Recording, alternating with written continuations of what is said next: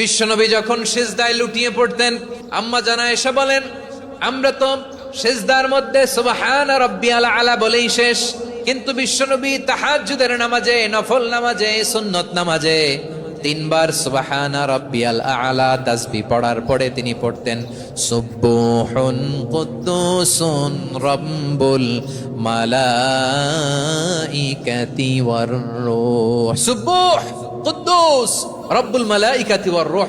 সিজদায় লুটিয়ে পড়ে বিশ্বনবী এই দোয়াটা পড়তেন নফল নামাজে, সুন্নাত নামাজে কিংবা তাহাজ্জুদের নামাজে। সুবহান রাব্বিয়াল আলার পরে কি পড়তেন? সুবহুন, আওয়াজ করে বলেন, সুবহুন কুদ্দুসুন রব্বুল মালাইকাতি ওয়ার রূহ। মানে আল্লাহ আপনি প্রশংসিত, আল্লাহ আপনি অতি পবিত্র, আপনি সব ফেরেশতা কুলের রব, ফেরেশতাদের সরদার জিব্রাইলের রব। সুবহানাল্লাহ। আজকে থেকে পড়বেন সিজদায়? হ্যাঁ, বারোখালীবাসী পড়বেন নাকি? হুজুর নামাজে তো পড়ি না। হ্যাঁ, এরকম নফল নামাজে, তাহাজ্জুদের নামাজে, সুন্নত নামাজে সিজদার যে তাসবিহ সুবহান রাব্বিয়াল আলা তিনবার পড়ার পরে আমার ভাইয়েরা, মহিলা প্যান্ডেলে আমার যে মায়েরা বোনেরা আছে, আজকে তো রেকর্ড হয়ে যাবে, কালকেই ভিডিও পেয়ে যাবেন।